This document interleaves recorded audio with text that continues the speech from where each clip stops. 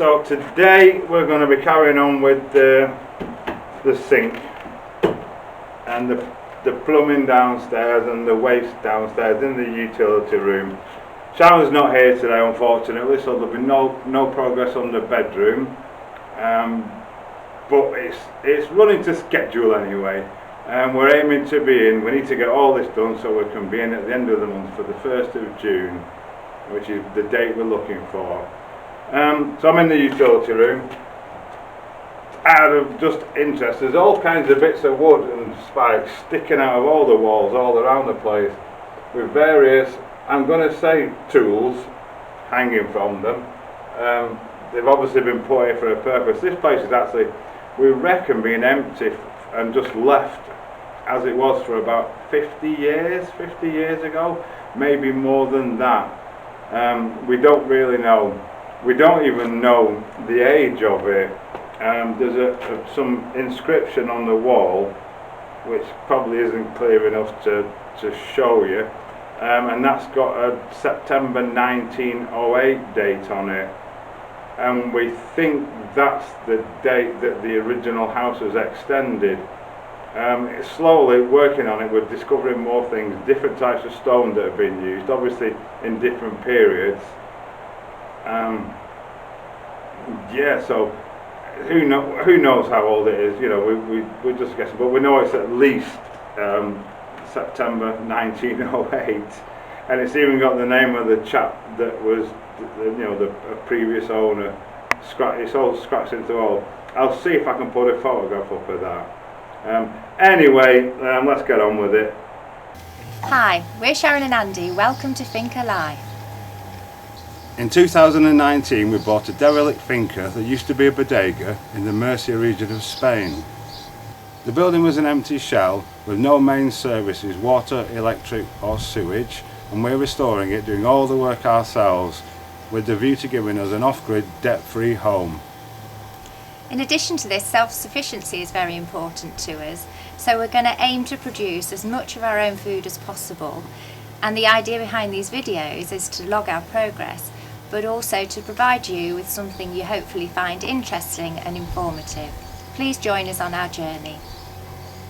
The first thing I'm going to do today is to run a bead of sealer, adhesive sealer, Sikaflex EBT, wicked stuff, all the way around just inside that lip, so hopefully high enough to form a bond, but not too tall that it's going to squelch out everywhere when I press the sink in place. I'm going to run a bead around there and literally just drop it in. So let's see if we can do that without making an awful mess everywhere.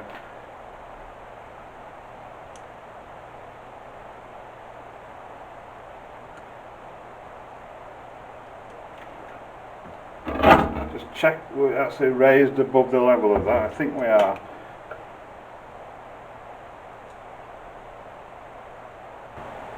Yeah, looking good. We've got enough stuff, that is.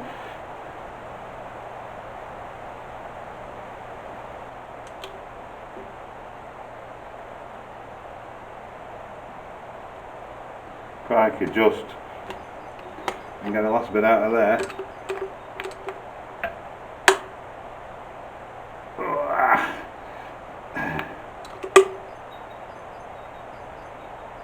That'll be it, that's empty. Okay, let's try this. Easier said than done. I'm going to put one hand under there, like that.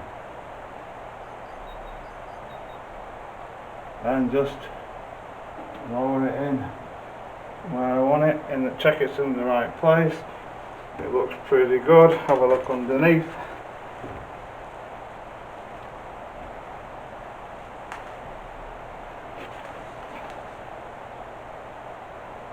Come that way a little bit. Oh, we made a mess there.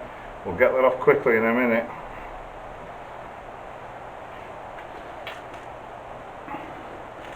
I'm going to do now is run round underneath to make sure we've got it all sealed.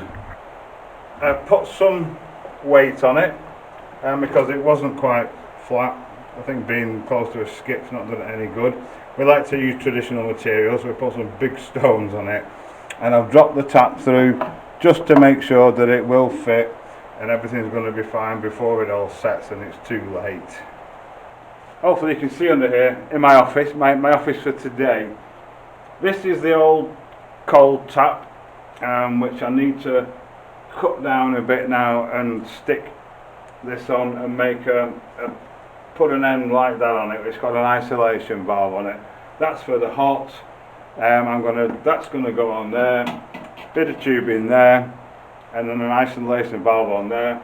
And the tap connectors, as you can see here, they screw directly onto the isolation valves. So that's the next thing to do. Then afterwards we'll put the waste in and figure out how we're going to plumb it into the waste that's running down into this. I'm not getting up, I'm just going to show you here. Right, so this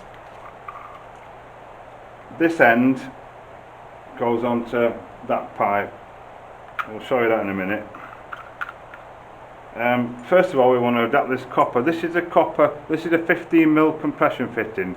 So what I'm going to do, that's going to go on there. A 15mm piece of copper is going to stick out of there a little bit. And then, oh, where's my other fitting? There we go. I think. The bag of them.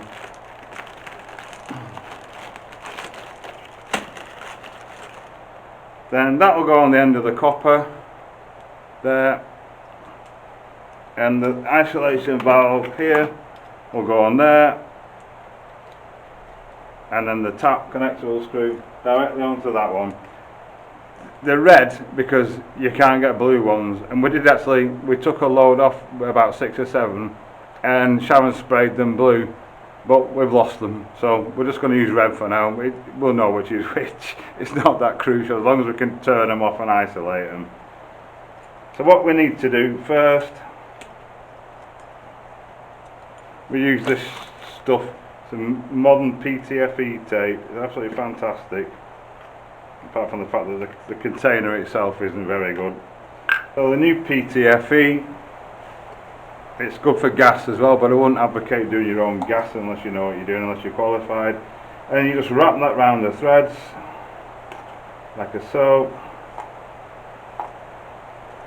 7, 8, 9, 10, 11, 12 turns on this. It tells you on the side of the thing how many turns you need to put on for the diameter of the thing you're wanting to seal. So it goes on there. Then that goes on there.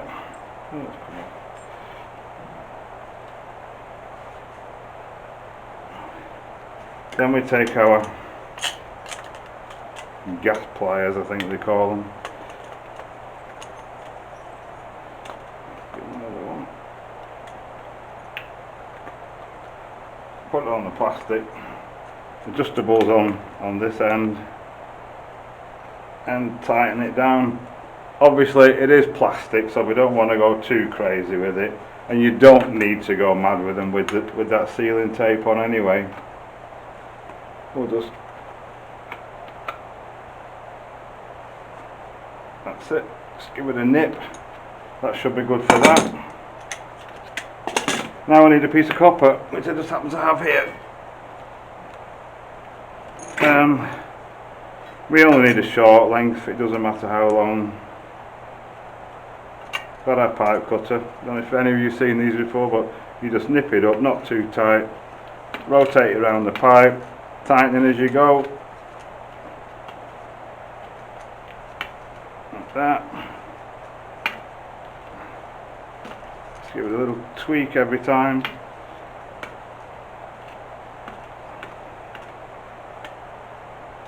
Should be there. Then it's got a little deburring tool on the side. Just run that round to clean it up, take any rough edges off. That side should be alright because it's factory, but we'll do it anyway. Then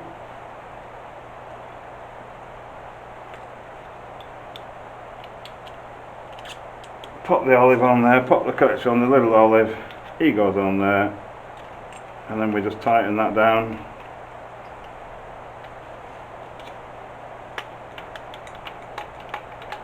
Just give it a nip by hand, it should stop the pipe coming out. And then the same procedure. These need to be a bit tighter, because you've got to crush the olive, but again, not too tight. You'll hear it creaking in a minute when it's had enough. So you just turn that around that way.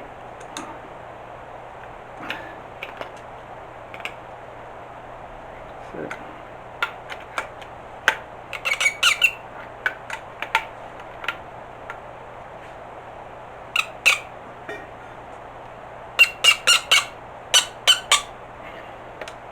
I reckon that'll do it.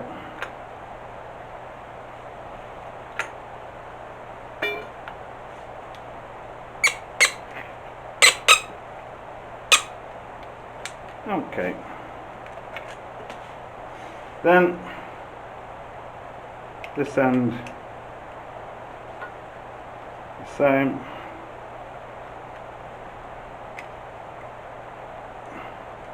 Get the olive on.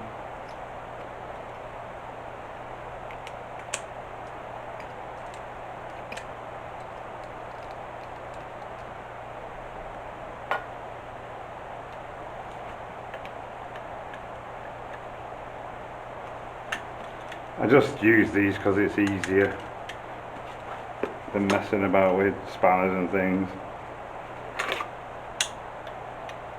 Plumbers probably be cringing.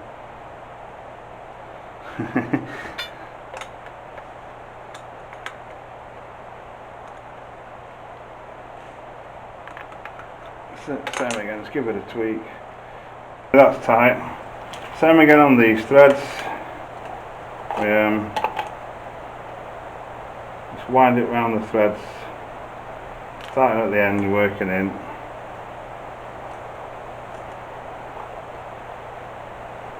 Eight turns, I believe it is, on that size thread. See what it's got. Nick it off. There he goes in there.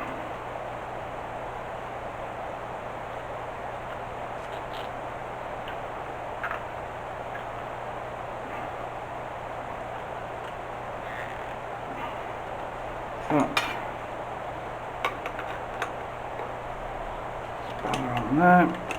Put him on there. I'll just give that a nip up.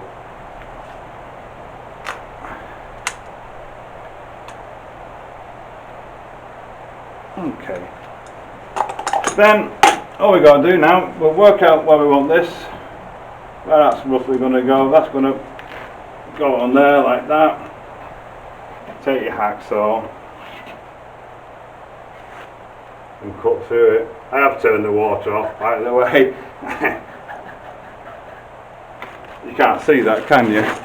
I'll just lift it up a bit. Right, so we're going to cut it off about there. So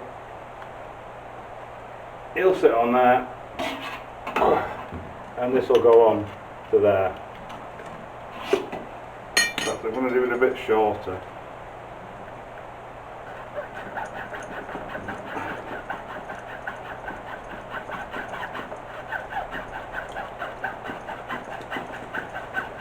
There's just water that's just left in the pipe.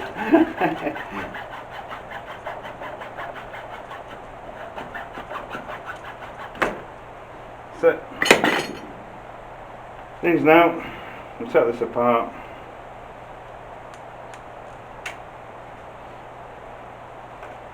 That one goes on first, then that one, then the washer,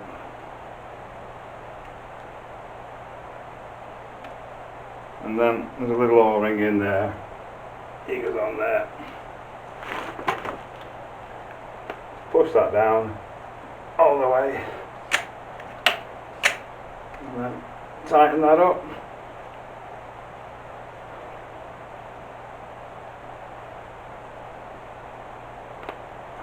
And again we'll nip that up, and then some our cold then will go on cold, hot, yes, cold that one, isn't it? We'll sit on there. I'll probably just, I'll have to, I'll put something on, I'm going to put something on the wall, I think, to fix these two pipes too as well. We'll have a look at that in a minute. Okay, so they're all connected up. I've put two little clips on there to hold the pipes. They're the wrong size, but they're the only ones I've got, so I'll have to do for now. It's all temporary. The water's switched on, valves in line means they're on, that's off, that's on, hot and cold. I've just put a little cable tie on there. Oh, I can stand up. And we have water. The same, cold and hot. Fantastic. And that's actually emptying it into our old sink. So now we have what I've got running water. I just need to now deal with the waste, get it wasting out of the house and not into my bucket. And that's the view for the person lucky enough to be doing the washing up. The house on the left is derelict, and the two buildings in front are just farm buildings really. There's nobody here but us. Right, so what I've done, the waste that comes down from upstairs, I've cut and set that up temporarily. I'm now going to fix them together. I need to drill a 40mm hole in this pipe to take the adapter there. So what I'll do, I'll take all this off, drill that hole, and then I'm going to glue it all back together, and then we'll deal with the sink waste into there after that, because that's going to be a little bit easier. The waste coming from downstairs is now glued together. I must remember to block it off upstairs because I have smells coming directly from the sewage, not pleasant. I've put the cable ties around the band on the big soil pipe because it's the fitting is basically designed to fit a variety of sizes. So I've just glued it and I've put cable ties on it just to make sure that it is nice and tight, because we don't want any leaks, do we? Now I'm going to do the sink, just two pieces with a 90 or an 87 degree bend. Should do it. My top tip today, when you're cutting plastic pipe, I use basically the cut-off saw with a wood blade in it. Cuts them really neatly, you know, dead easy. Once again, I've put the two final pieces in position. This pipe just slides into the trap there, and this trap that you can adjust that up and down. So when I fit it, I'm just going to glue that one, and then put some glue on that, and then just slide that down onto there. As easy as that really. Then we'll fill it all up and check it doesn't leak anywhere. I'm going to let all that dry properly before I empty any water down it, just to make sure it's all right.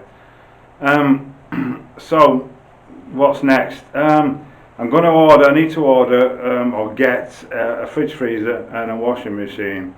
We found two that we like. They're both A++ rated, which is very good for us here because we're off grid and on solar power and with limited water, so they should work perfectly.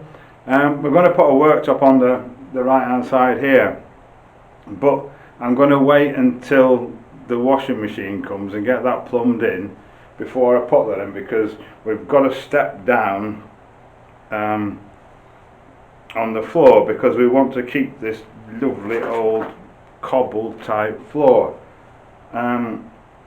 So we're playing that by ear at the moment, but that's the idea. Anyway, that's all for today. Thank you for spending a day under the sink with me. It's been most pleasant. What we're going to do tomorrow, I don't know yet. Sharon will be back painting the bedroom, so I'll work something out. As always, we've got it all to do, so there's no shortage of anything. Thanks again for watching. If you have enjoyed today's video, please consider subscribing to the channel to keep up with our progress. Other days will be more exciting than being under a sink doing waste and tap plumbing. We've got a window, we think we're going to put a window in here as well. And we don't know about that yet because it's very low, the ground level is actually just below the level of it, so another thing we're thinking about. So yeah, that's all. Thanks again, and we'll see you on the next one, hopefully tomorrow.